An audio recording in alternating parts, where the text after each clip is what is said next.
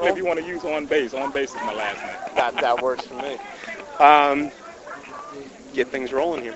Well, welcome to this edition of Artist Talk. We're hanging out with Hudson on bass, who will be playing at the Future of Jazz stage later on today. So welcome to the show. Oh, thank you. How are you? I'm doing well. How many times have you played at the Future of Jazz? This will actually be my second year playing at the Future of Jazz Festival here at Atlanta.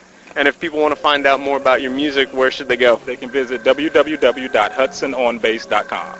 All right. So when you're playing today, who you got on stage with you? Well, I'm featuring Antoine Knight today, who's a very world virtuoso saxophonist who has his own album out and doing great things here in the city of Atlanta. He'll actually be featuring here tomorrow, and I'll be here with him tomorrow night. But today he's on stage with me, and I've got a whole host of my band members and just guys that's gonna, a lot of my friends and family that are gonna be playing with me today. That's fun. So how long have you been playing bass? Well, bass has been a short time, but I've been a musician all my life. I graduated from college with a degree in music, playing trumpet actually, and that was my main instrument for 15 years, and I switched over to bass about 4 short years ago. And what caused you to switch over? It's funny, man. I would always be listening. Even when I was playing lead trumpet, I would always be listening to the bass player.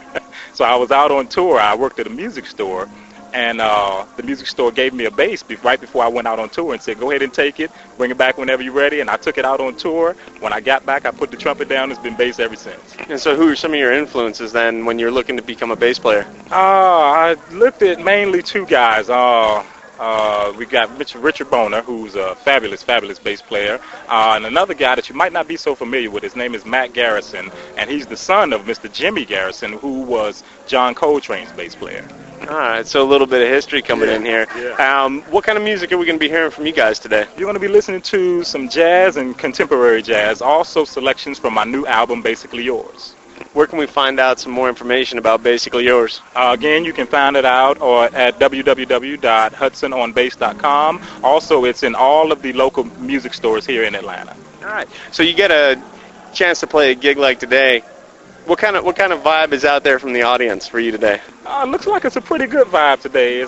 We've got plentiful. My show is very, very interactive with the audience, so I'm sure all the audience will love it, and the participation will be high. So you're not letting anybody just sit around? Oh, no. We don't play that now. We've got to make sure that they're going to be clapping and snapping and bobbing their heads. Now, are you an Atlanta native? I'm a native of Washington, D.C. I moved to Atlanta about 5 years ago. And where's your next couple of gigs going to be? I'm at Cafe 290 every Friday night, which is a premier jazz club here in Atlanta off of Roswell Road. I'm there every Friday night, and then I do sporadic gigs around town, but also a lot of touring as well. And we'll be able to find out about your sporadic gigs by hitting your site? On the site. Again, www.hudsononbass.com tells my whole life story. Fantastic. Well, we've had a chance to talk with Hudson on bass at the Future of Jazz stage at the Atlanta Jazz Festival. Thank you very much for your time. Have a great gig tonight. Thank you, and don't forget www.hudsononbass.com. Have a good afternoon, everybody. Enjoy the music. Cool. Well, that's it. And check out the site. We'll get you up.